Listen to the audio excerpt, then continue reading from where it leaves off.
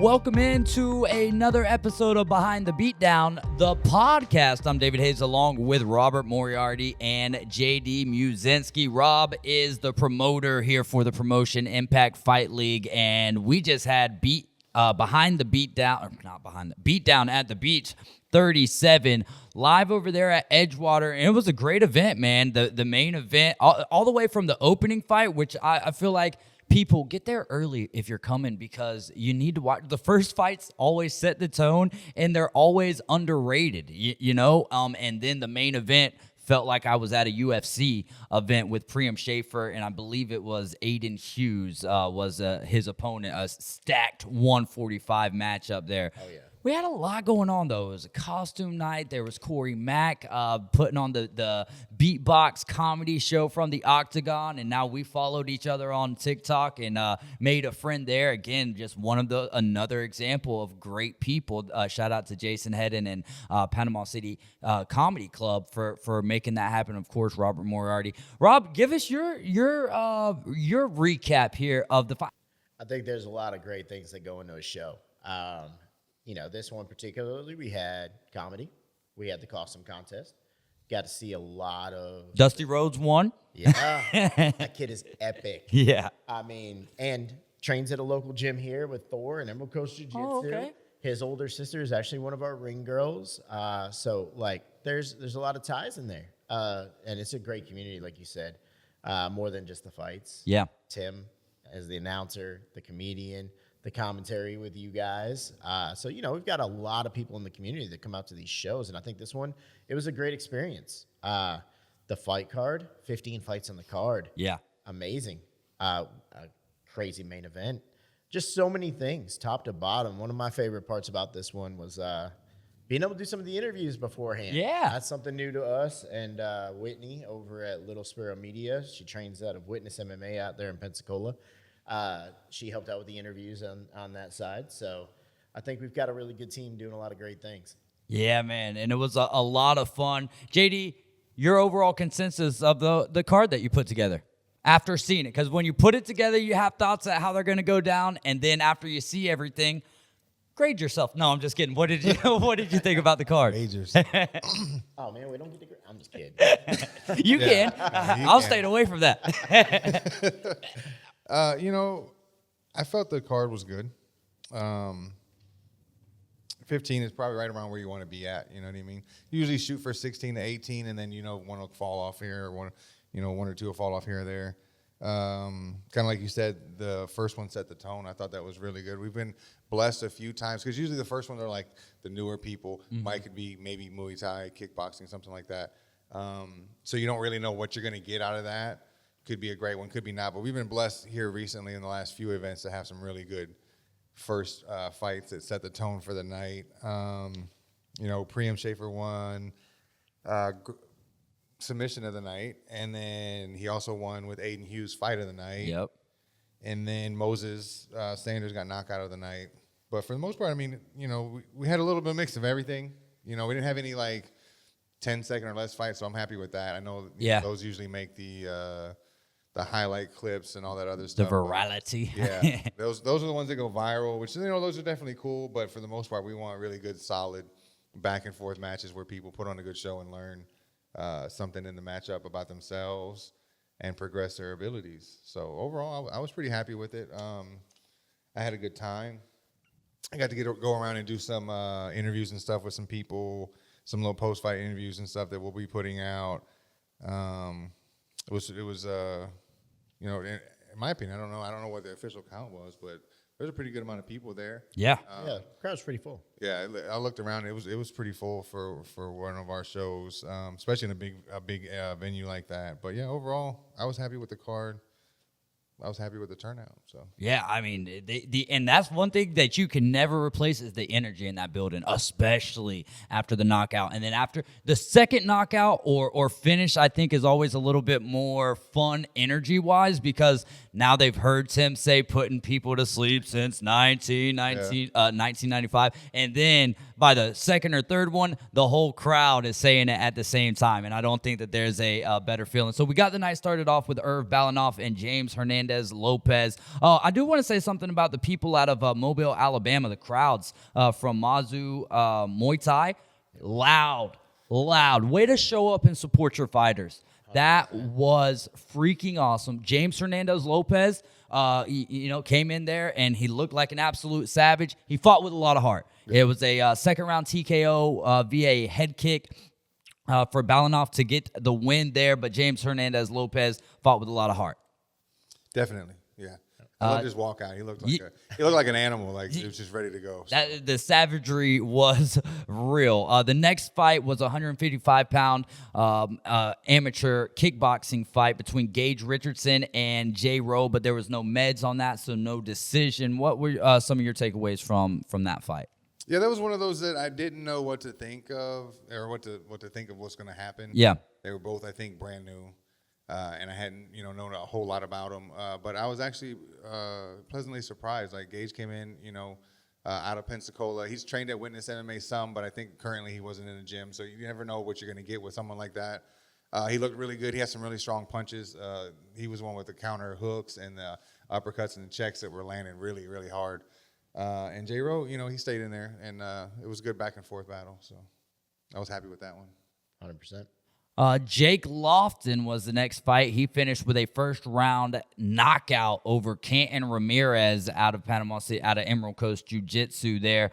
That was, I believe, that was the guy that Aubrey was cracking me up all night long. He was saying he looked like Napoleon Dynamite and Uncle Rico at the same time. So Jake Lofton getting the win there. What was your thoughts on that fight, man? Because Canton was kind of putting some pressure on him, but then Jake just finished him off there in the first round. Yeah, I mean, a lot of times you can look at someone and you can tell, what kind of fighter they're going to be. Then again, a lot of times you can look at them and you have no clue, what they're going to be.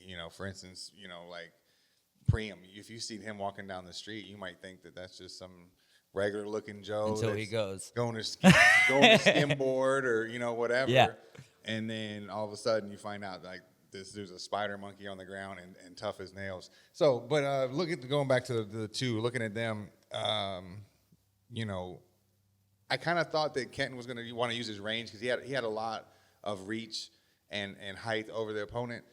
I didn't really see that happening the way it went down, but that's what they're there for, is to get their experience and learn from it. So if I was him, I would have just kind of kept a little bit more distance. And then the other guy looked super tough. Yeah, like the mustache thing was definitely working for him, and he was tough. He looked, just what he would be. So, and you got to be tough to step into to that cage, no doubt. You hear it every time from Aubrey. Doesn't matter if you've been training with people or not. If you step in there, you've got the vote of confidence from Aubrey. At 150-pound boxing contest here in our fourth fight, it was Tyleek Mears who fought independently, but I knew one of the coaches in his quarter, Diesel.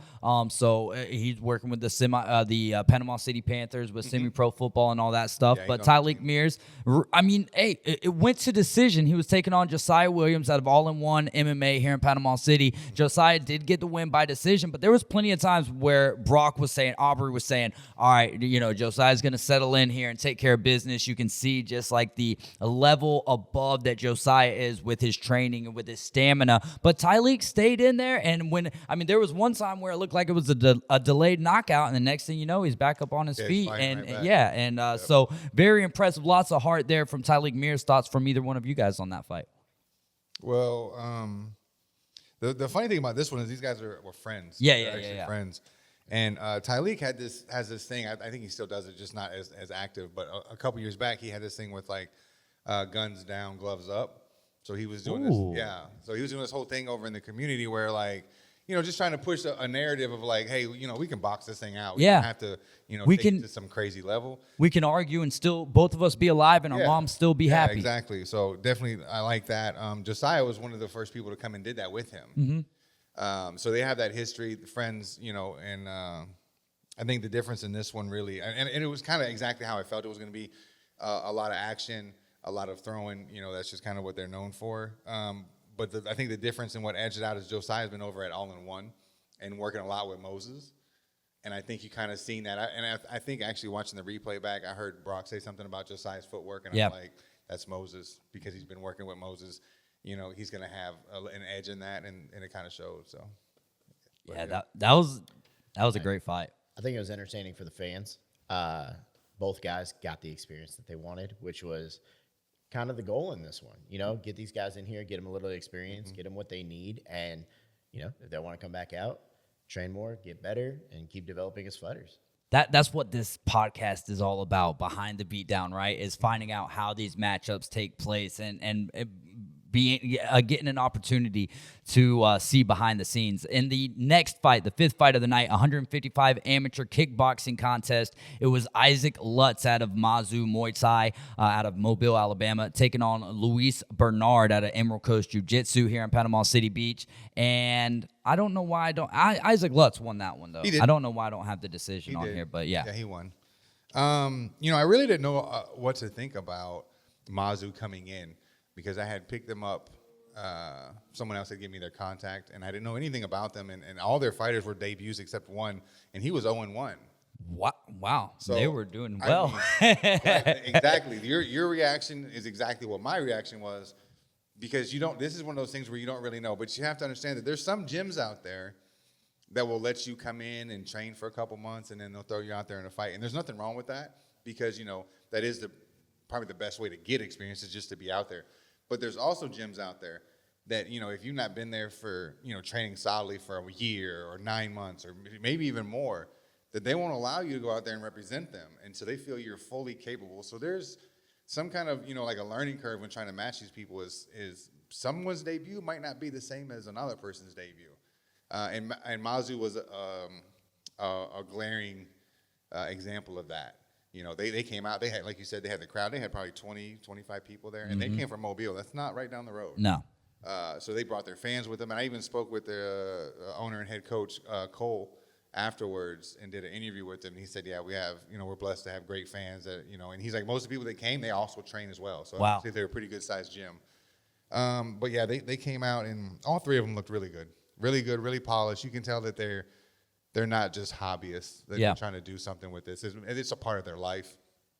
So I was actually really happy that we were able to get them on. And there was a little bit of a height separation there, a height advantage for Luis Bernard, and Isaac Lutz, you know, didn't back down to that. And that's another thing, is like size doesn't matter. We'll talk about another one where the size difference was rather. I think with all the kickboxing matches, we were able to have two great gyms represented. Mm-hmm. And the thing JD mentioned on it earlier, Thor at Emerald Coast Jiu-Jitsu says, get my guys fights. I want experience. I want them to learn, and I want them to develop. Mm-hmm. Cole over at Mazu, a little bit on the other side, probably trained a little bit longer, and it showed. But both Cole and Thor, over 20 plus years in this game. Mm-hmm. So, you know, you got to give a shout out to those guys for being in the game so long and putting their fighters out there and getting them out there and developing them and doing what they do. So that's the silver lining to those fights, is that we were able to work with two great coaches.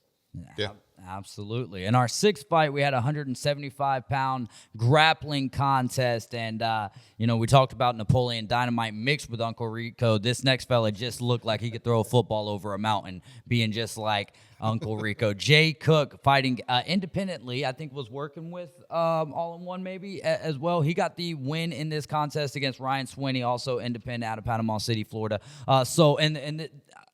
In grappling, what I learned this last time is that if there isn't a winner in the first allotment of time, then they have like an overtime, which is very similar to how college football does their overtime, right? You have to, you guys explain it if you can a little bit better, because I'll stumble too much. Normally we do like a 5-minute sub only. Right. So you can run it to where you get points along the 5 minutes if you wanted to. So like if I were to get a takedown, you know, two points, or if I'm holding a specific position, you get points for things like that. Or you can do sub only, which means you're not getting any points. You either sub me or that's it. And okay. That's the way I prefer to run it, but that's just, you know, personal preference. It's more gladiator-like. Right. So, and this one was, I warrior-like, believe, a 5-minute sub only.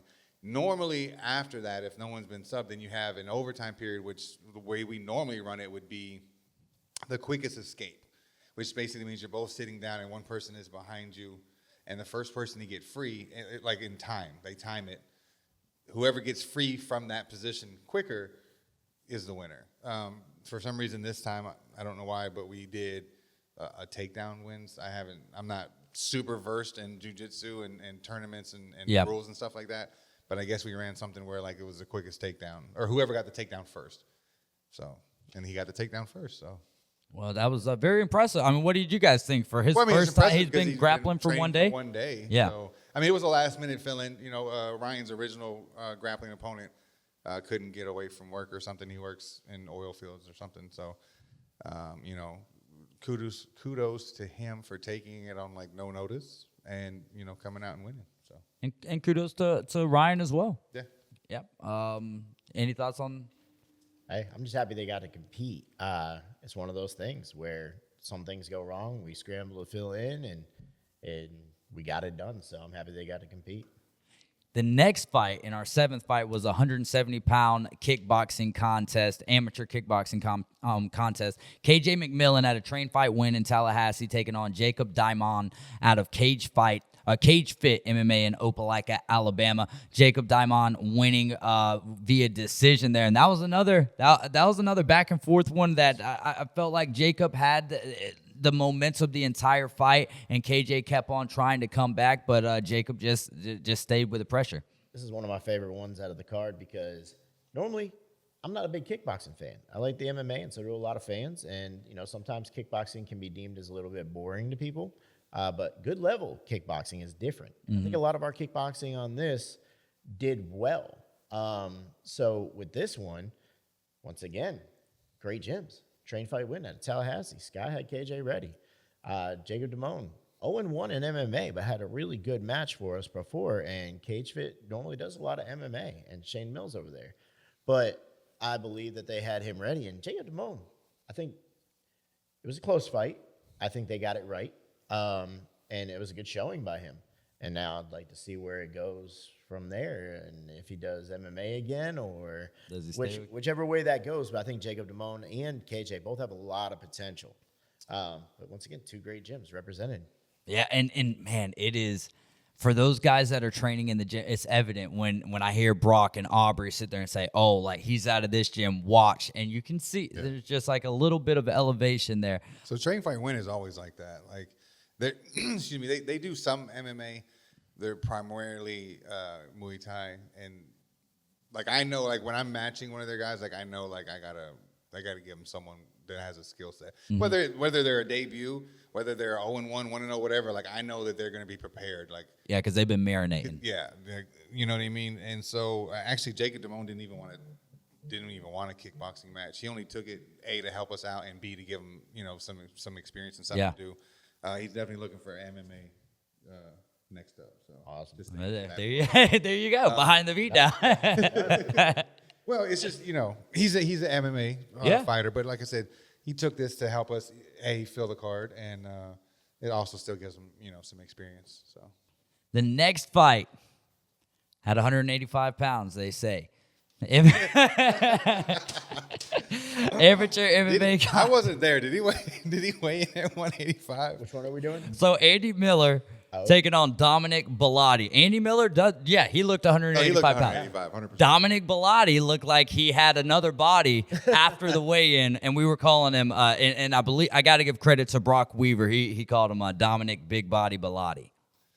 I wasn't at the weigh-ins either, so we'll have to verify. I'm going to assume because Frank would have said something. We'll keep it integral with our integrity. Yes, he did. People carry weight in different ways. Bellotti did look like a bodybuilder for sure. I believe he's actually a personal trainer at a gym around here, and so you can tell. Yeah. That one, I think the difference in that one would be the cardio for sure, and a fighter coming out of a good gym. Yeah. Bellotti was independent, I believe. Yeah. So Andy Miller comes out of Witness MMA over there in Pensacola with Odie Delaney and Bobby Emmons. Yeah.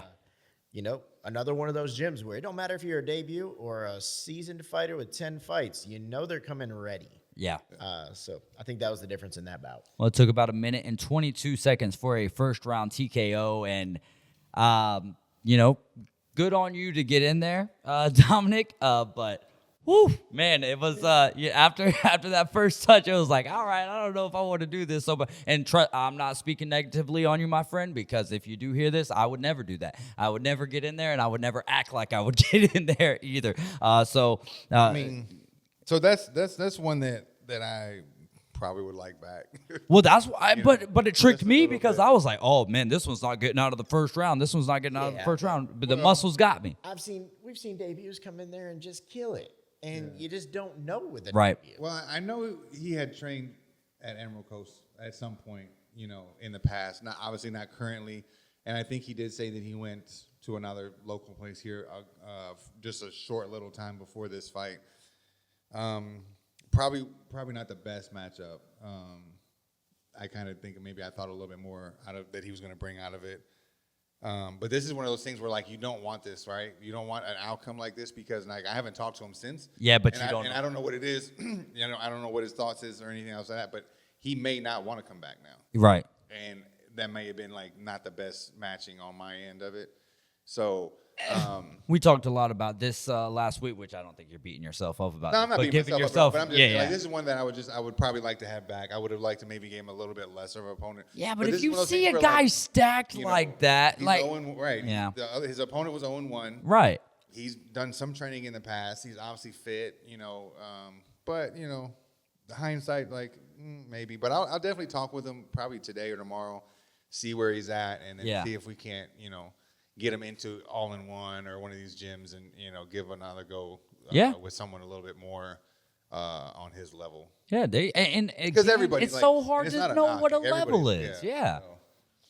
so. I mean, that's what I'm seeing from it is like the fact that you guys can, see a guy 3 fights and you're like, okay, this is his tendency. You know what I mean? And y'all see things so much differently than what I do and what the rest of the people do. Guy that's 0-1 and a debut.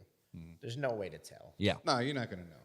But it's just hindsight when you look back, and it could have been worse. I've had worse out there. So In our next fight 9, it was a 150-pound amateur MMA contest. Daniel Reyes out of Birmingham, Alabama, taking on Dylan Bowen out of All-in-One MMA here in Panama City, Florida. Dylan Bowen gets the W in the second round with a rear neck and choke submission.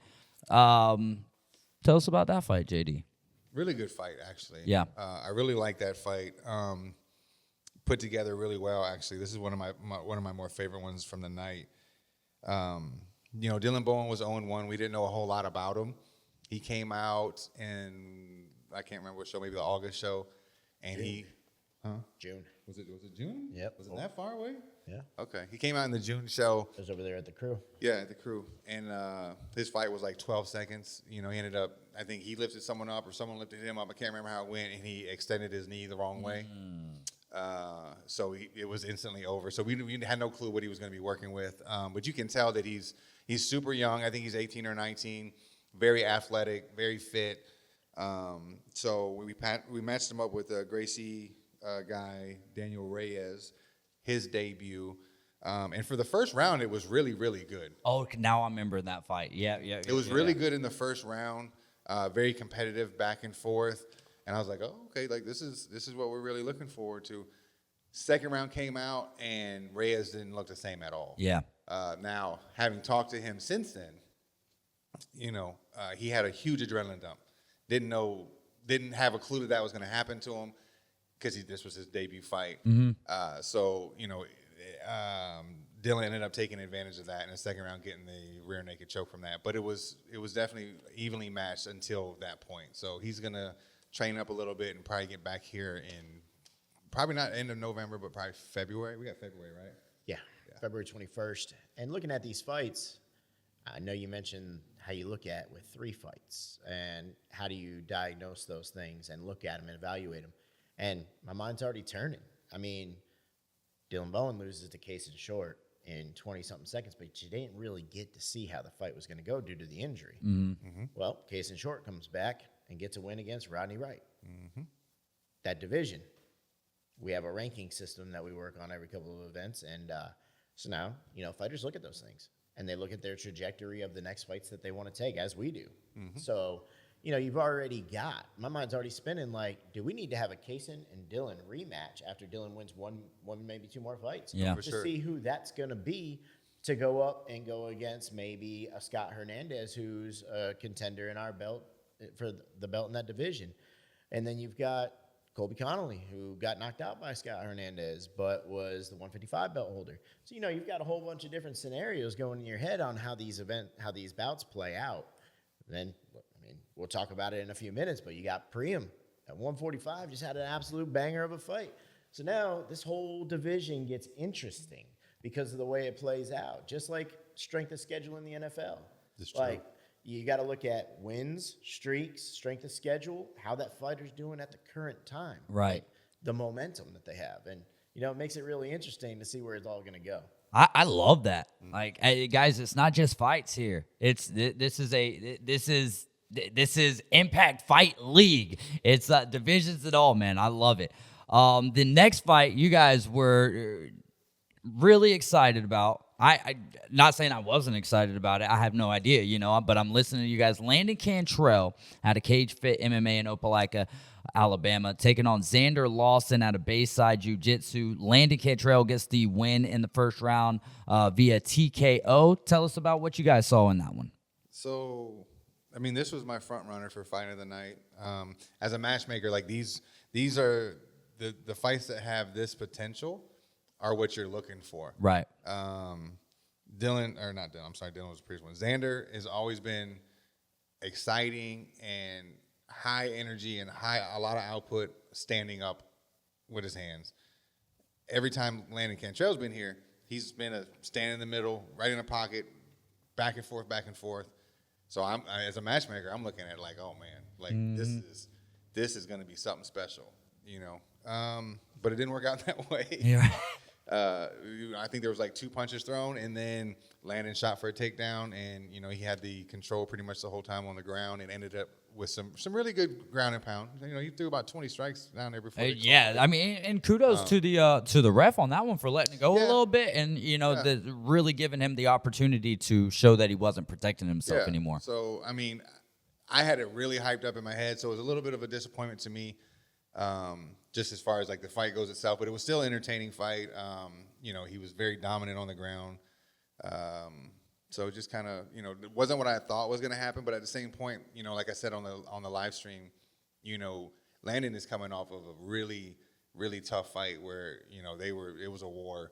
He ended up with some pretty good injuries. Yeah, bad. And he's been out for some few months. So, maybe he's turning the corner and maybe learning like, hey, I don't have to take all that damage. I can still win and not take that damage. And, kudos to him and Shane Mills up there at Cage Fit. They're doing some really good things.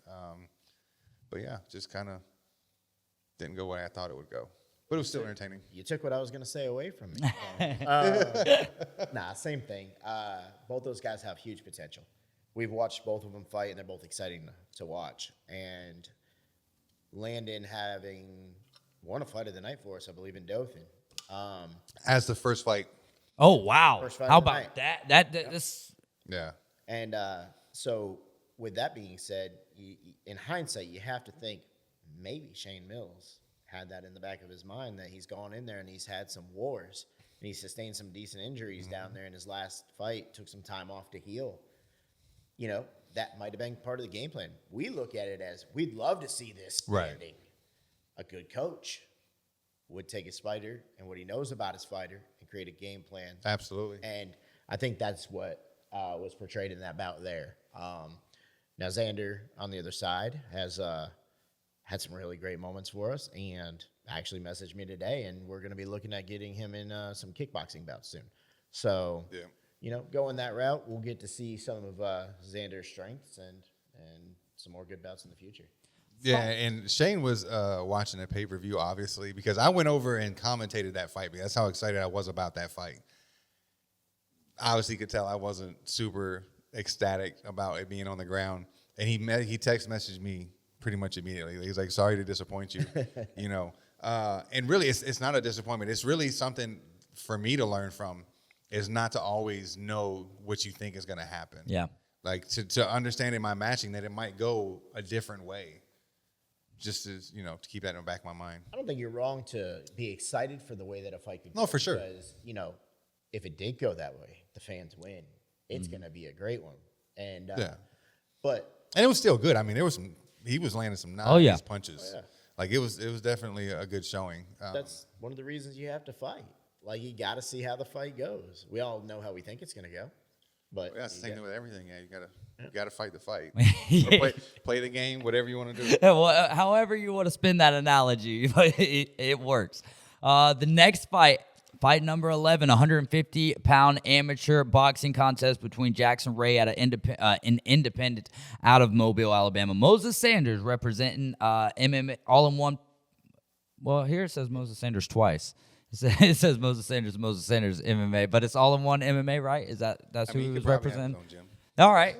Moses, we'll just say Moses Sanders. Anyways, we all know the result of that one. It was a knockout in the first round. We were a little excited there. Jackson Ray comes out throwing some punches, and then Moses settled down and did his thing, getting the knockout. Your guys' thoughts here on this fight? Yeah, you could just see it. Jackson Ray came out really aggressive. He landed some punches. I kind of got excited about that because I knew that Moses was actually going to be in for a fight. But you could kind of see it develop over probably the first 45 seconds. So I don't know how long the whole fight was. But you could tell, like, where he was landing those first punches, within 15, 20 seconds, he caught his speed, his timing, and his range. And then you were back to swinging at air. And next he's 90 degrees over here, 90 degrees over there. So, once he caught onto that, and he picked it up really quick. I think the first knockdown was about 45 seconds in, and the next one was about 15 seconds later. So I think he came out really strong probably the first 10 to 20 seconds. After that, in the next 10 to 15 seconds after that, he caught his speed and his range and his timing. And then, he just, sometimes there's just, it can be in anything. Football, sports, fighting, whatever you want to talk about. Some people have just it. Yeah. You know what I mean? Got it. And it's just it. There's a lot of different scenarios that go into why things happen. Little backstory to this one. We had an event up there in Mobile. Jackson Ray was scheduled to be on that card. His opponent showed up to weigh-ins. Weighed in, made weight, everything. Next day, said he didn't have a way to get to the fights. So with that being said, Jackson Ray lost his bout in Mobile. In that process, the opportunity came for him to have the bout with Moses. And he's actually a Moses fan. He considered it an honor to be in the cage with him. So there's a little bit of a silver lining to that one as well, where we get to make up a fight that Jackson Ray lost and give him the opportunity to be in there with somebody that he respects, and Moses gets a fight out of the deal. So you take something bad and turn it into something good. There you go, man. There's something about watching. Boxing might be, I don't know, MMA is my favorite of like the styles that we've been seeing, but I do love boxing because it's just like, hey, it's hands and your feet work, your footwork, and then a lot of speed involved as well. Fight number 12, a lot of footwork in this one. Amateur boxing exhibition. Chris Atkinson, independently fighting out of Weewaw Hitchka. Chris Weewaw Gator Atkinson taking on Jay Bulldog Brown, also independent, fighting out of Panama City, Florida. This fight was bigger than the fight because it was about charity. It was about ministry, and it was also, I think, about two guys kind of showing love to each other in a sport that lots of people will look at and be like, oh, it's not a loving sport. Well, I would beg to differ again. But anyways, this one was a lot of fun for me, being a friend of Chris's. My nerves shot up. Like, I don't normally have nerves about stuff like this, maybe once we get started, but before he got in the ring, as he was making his ring, I started getting nervous for him. It was funny seeing Christine down there with two phones, recording, having his son in the corner with him and everything. Just a lot of build up to this particular boxing bout. What'd you guys think of this one being an exhibition contest here? I think it's about the message. Yeah. Both these guys, whatever prior fight experience they may have, and whether it be sanctioned, tough man in the streets, they came in with an intention of putting on a show, doing what they wanted to do, and raising money for charity and networking. On the flip side, not just Chris's charity, but Jay's got a few things going on as well with his children's book, and Chris was very receptive to that, and they've actually communicated post-fight.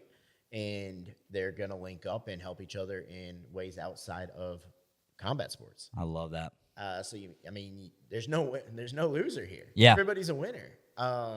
And it was fun for the fans. The fans went crazy for it. I thought Jay did a great job of, sticking his tongue out. And, I thought that they both played roles very well. And it's not scripted. It's not WWE wrestling or anything like that.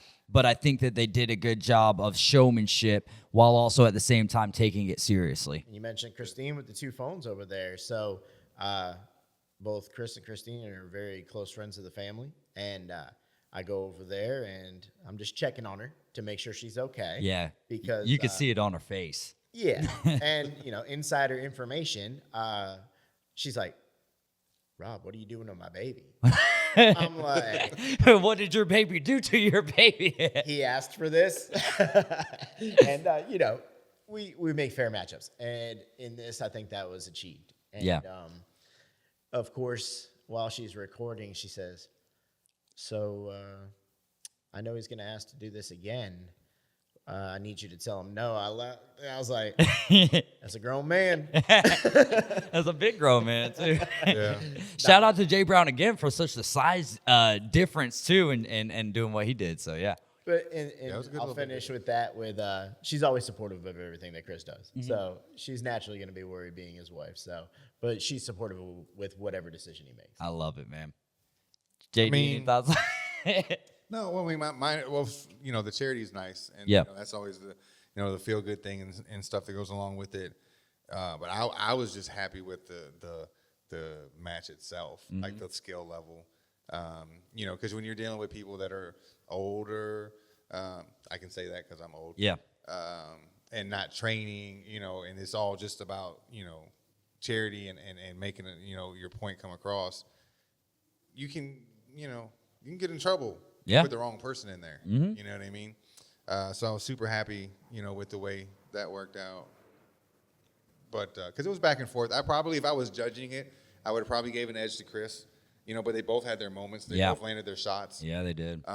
It was entertaining, and everybody loved it. And that's, what else are you asking for? And then a show of prayer at the end of the match as well. That moment for them was good. I did interviewed Chris afterwards, and I said, so are we doing this again? And he said, my wife would say no, but I don't know. And I was like, I need a snap decision right now. If you had to make one, are you doing another one or not? He said, yeah. But it's up to my wife. Dude, and you could tell, like, again, you could, not that they didn't have respect for it prior, but when that third round came around and you could just see Chris has got his hands on top of his head, yep. Jay's like and tons of respect for you guys. But yeah, you could see, like, once that adrenaline wears off a little bit, and now it's how much exercise did you do to get in here? So the fact that they lasted all 3 rounds, kudos to you, gentlemen. And another sidebar on that too. We'll probably dive into this a little bit more when we do interviews with those guys. But Jay got to have his dad there. Yeah. And that was great for him. Chris got to be cornered by his sons. Yeah. Tell me that's not a great story. It is. It's just... and Chris came up to me afterwards, and he was more than so happy and blessed to be able to have that. And that's a memory that they'll always have. And it's a memory all of us will have as well. And maybe we'll make some more with Chris up there in the ring and Jay Brown. Great job as well. All right. Fight 13 was a 145-pound amateur MMA contest. Reese Thompson fighting out of Smart MMA, Statesboro, Georgia, taking on Aiden Wood out of Assassins MMA out of Enterprise, Alabama. Reese Thompson getting the win here in the first round via TKO at the 2.5-minute mark in the first round. So about 30 seconds left there. Well, what were some of your takeaways from this one? It was a good fight. It kind of went the way I thought it would go, though. Reese is more seasoned. I think he has 5 fights, and this was Aiden's first fight. Not a fight that I would normally match up with such a difference, but the coach for Aiden, Cam, he's up there with Cam in Enterprise, I believe it is, said that he was ready for something like that. I think he is talented and probably will be ready for something like that, but I think the first fight, maybe jitters, or maybe he was a little nervous inside there because there was a couple little mistakes he made that Reese, being a little bit more seasoned, capitalized on, and took the W home. So Nail on the head. Gave the benefit because of Cam, and Cam was not unhappy with what happened. And I spoke to him he afterwards. just knows he made a mistake. Like there was two mistakes that he made, and they'll fix it. But yeah, And Cam was, certain coaches are going to be a certain kind of way, and Cam took it as a positive experience, learning experience, and he'll go back and he'll put it to work. And I think on the other end, Reese has fought for us multiple times, and I think that it was a good fight for him as well, and gets his he's on a 2-fight win streak now, so I believe that's getting his mojo back after taking a tough loss to Dimitri Hunt, I believe. So, I think it's a positive bout for all parties involved. One thing I do got to say about Aiden Wood, he came with a lot of heart. He did. So that's one thing I tried to write down, like when I noticed something about even if you didn't get the win, and we're not going to talk about that part, like I want to mention when I saw little things. So Aiden You'll Wood. appreciate this one, too. So I was able to do an interview with both of those guys before the fights. And Reese being from Statesboro, Georgia, at the very end of the interview, I said, "Roll Tide." Roll He's Tide. like, what? Hey, if he's a Dogs fan, then he had a heck of a win this last Saturday against Ole Miss. But how about we didn't get to watch it? That was the first time, and I can't tell you the last time I haven't watched a single snap of an Alabama game while they were playing. But I didn't. I had the score up and whatnot. Then I went home and watched the whole game and missed church because of it. But let's see here. I really did try to go straight to bed when I got home, but it's impossible. no, to you go have to to wind. You have to let the everything Yeah. wind down. There's so much After the going on. fights, I didn't go to bed till 2. Yeah, it was think 3 about the o'clock.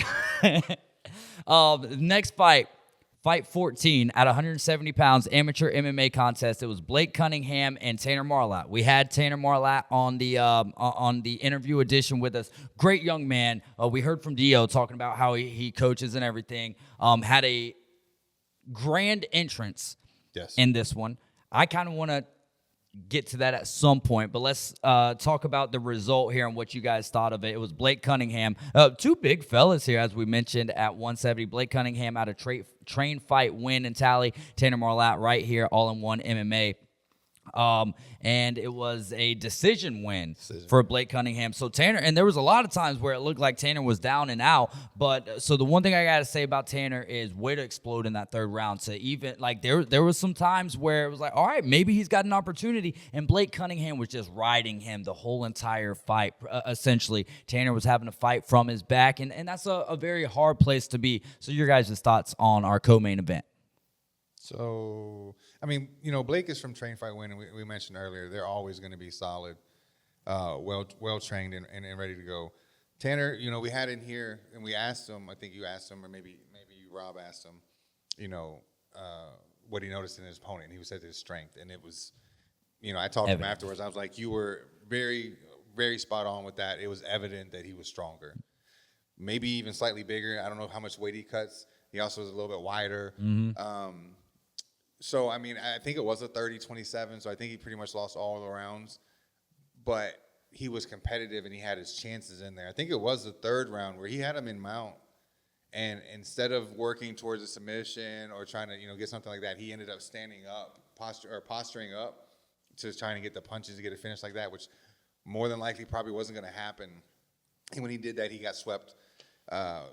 I think maybe a mental error there. I think he also, I think I talked to Jake that night. He said there was another error in the second that he made, second round, that he could have actually done something. So, I mean, he lost it, yes, but there's some things to learn from and some mistakes to correct, and I think he'll be back. So, and then, of course, as far as Blake goes, what's he, 2-0 now, I think? Yep. Yeah. And, I mean, Dude's a monster. he was, he looked very dominant. I hope to get him back maybe for 11-29.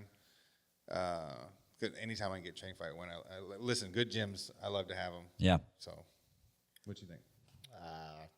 Nail on the head again with the actual bout itself. From now on in the future, when we're doing recaps, you're going to start with one, and then you're going to start with one, so we're not hitting each other's nails. I mean, yeah, as far as the fight went, everything on point. As far as these guys, I was able to interview both of them.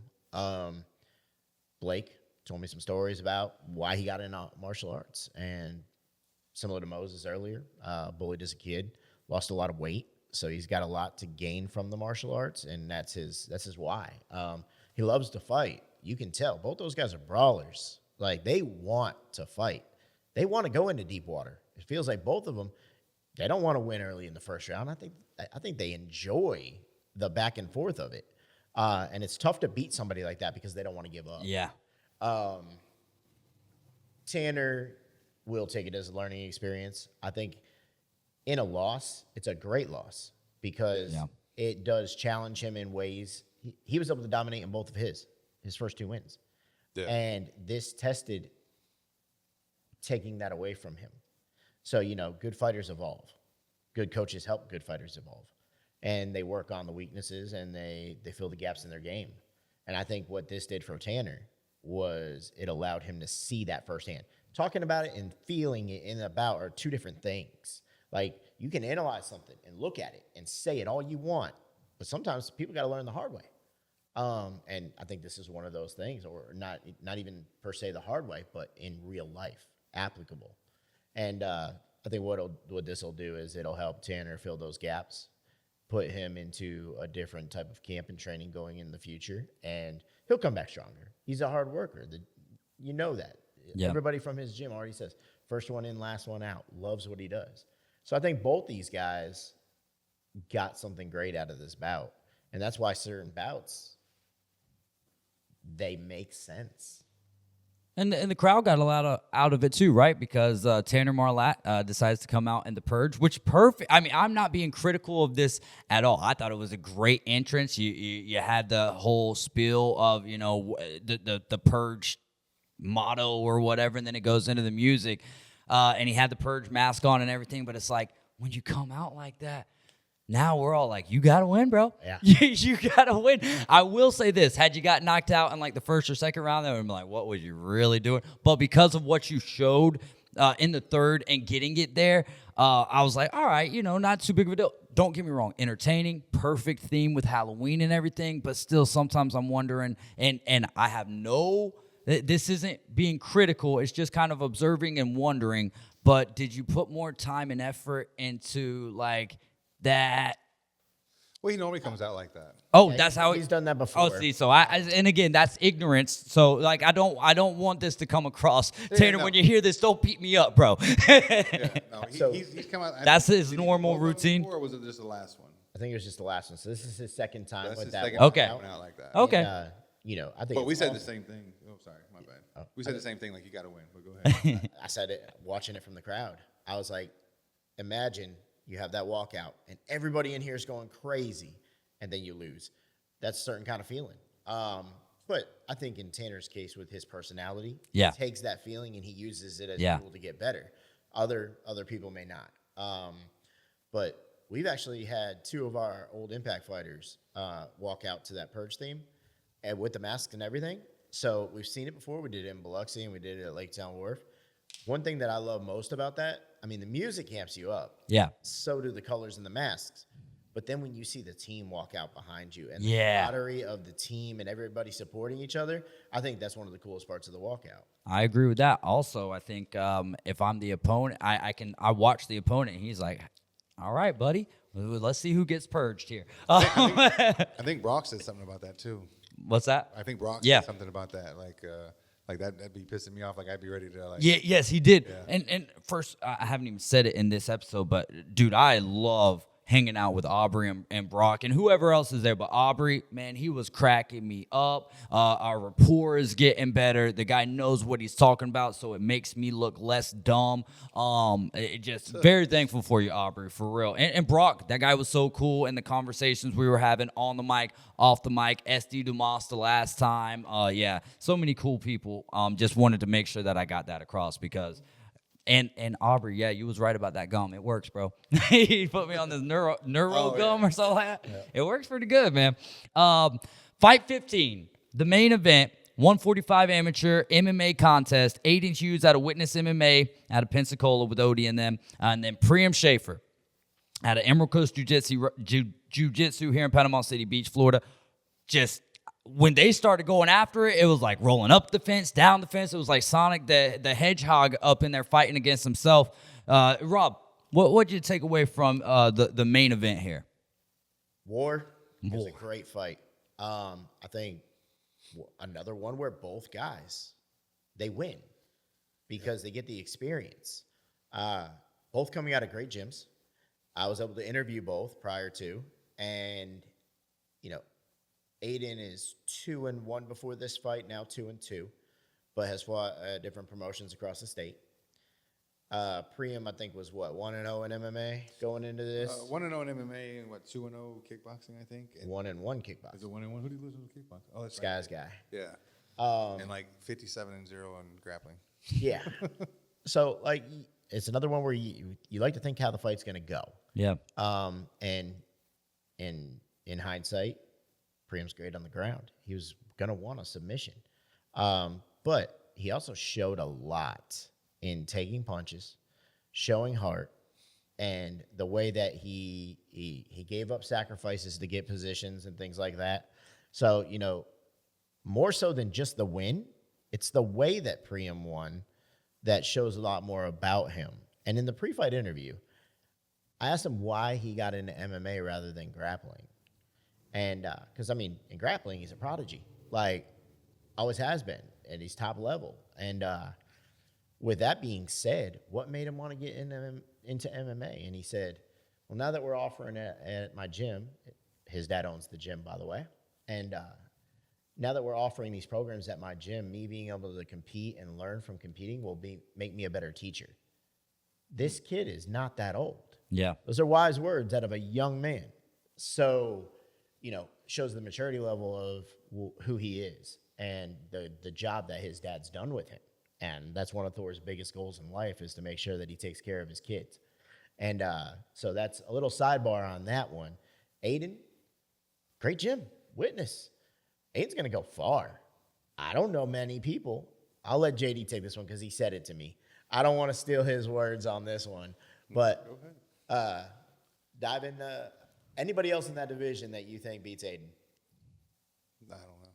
It's tough. I don't know. Aiden's got striking and ground. And ground. Mm-hmm. I've not seen anyone handle.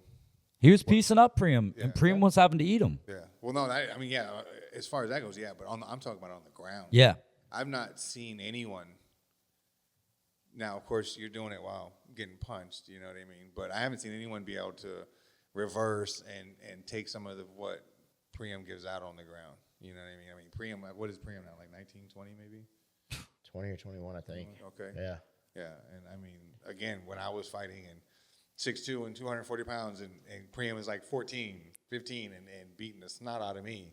You know what I mean? To be able to handle some of the stuff that he puts out and the reversals and the sweeps and everything they had going on back and forth, it was it was pretty special to watch. It was. It was super high level grappling wise, and Aiden hits like a truck.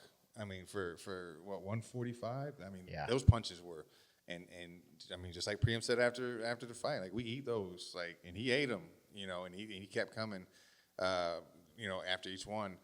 But the main thing, that I took away from this is the growth for both of them.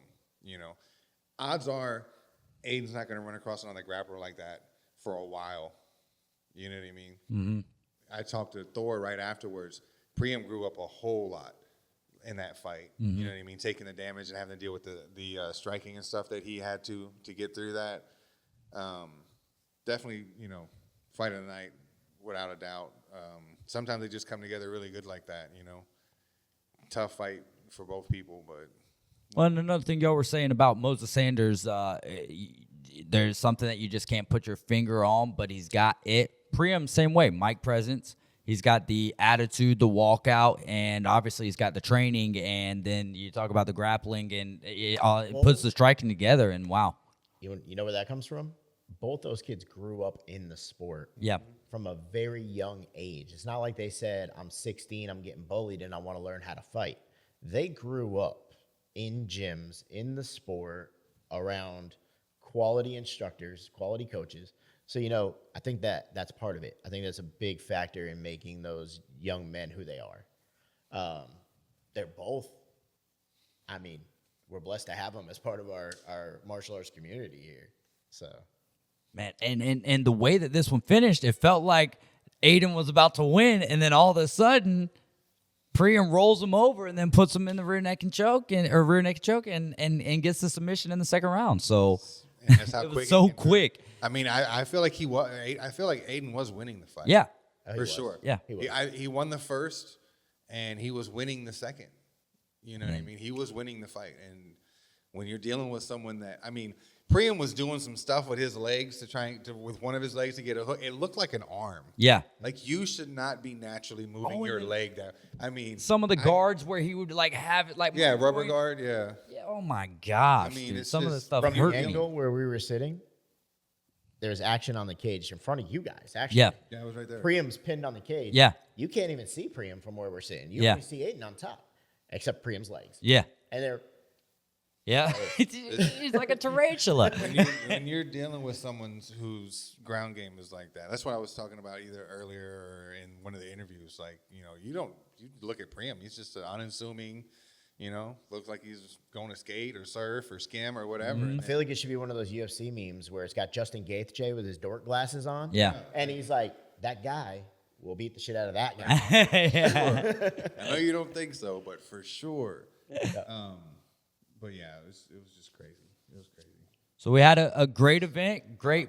Well, no, go ahead. I just don't know, like, where do we go with the 45 division? Because, so Amoni has the belt, and then Scott has the interim, and then Scott and Priam are both in the same gym, and then Aiden's right there. Like, what are we doing? I've always been big into math and analytics, and not even 3 events ago, I said, what happens if Scott and Priam meet at the top of the division?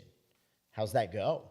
And, Thor said, we'll handle it when it comes. Because, Thor's a professional. Yes. Certain gyms are going to make It's going to be quick, just say it. do what they need to do. Other gyms, all in one, won't compete against Bayside Jiu-Jitsu because they train together. They're affiliates now. Right. Imagine having to fight your actual real teammate, not an affiliate gym. Yeah. Like, now, we've seen it before with, who am I thinking of? TJ Dillashaw and Cody Garbrandt. Yeah. Oh yeah, They used yeah. to train together, and they met at the top, and I lost a lot of money on that fight. I bet on Garbrandt, unfortunately. But they met at the top, and they had to do it. So it'll be interesting to see if that full. Do you think they will? Do you think they would take it? I think Thor said yes on Priam's behalf. On Scott's, I don't know. So we also. I just don't know where else we go from there, because another 1 or 2 with Priam that looks like that, and then he's there. Like, he could be there now. Really, I would think they would probably ask for another 1 or 2 though. I think it all depends on how Amoni plays out. Is Amoni going to compete, or is it going to be stripped, or is Amoni going to fight Scott, and we see what happens? What happens if Amoni beats Scott? And Well, then we don't have to problem worry about solved. it. Yeah, problem solved. These questions can only be answered on Behind the Beatdown, baby. So This is some of the stuff that we just bounce back and forth Yeah. off of. This, Shelby hates it. Felicia hates it. We look down at the phone an hour and 57 minutes later, and it's like, this might be the first Sunday after a fight that we didn't talk on the phone for about 2 hours. Yeah. Spent a lot of time uploading content, and he worked on creating more content. And at the end of the night, Shelby says to me, she's like, how many times did you talk to JD today? I'm like, none. She's like, no, really? I'm like, nope, not today, not this time. Proud of you guys for getting some rest in after all that hard work. No one sees it. No one sees what you guys do, all of the circles you got to go through, and then the drop, it's whatever. It's just, I see a small little percentage, a little sliver, and it makes me go crazy for you guys. So that's kind of our first full circle of Behind the Beatdown, right? We had the pre-event, we've had some of the interview editions, and now we have the recap. And November 29th is our next content, or our next event. It's going to be at Edgewater again. Yep. Any special details? What do you want to let the people know about November 29th? Of course, we will revisit this prior to the event, but You don't want to miss this one, because not only are we going to have about 16 fights like normal, and I'm sure we're going to have some great ones again, but you're also going to see a salute to service where we honor our local heroes, whether that be military, firemen, policemen. Service can mean a lot of different things. I'm not going to drop any names on who the honorees are. We've got about 8 of them picked already. But basically 16 bouts, 16 honorees.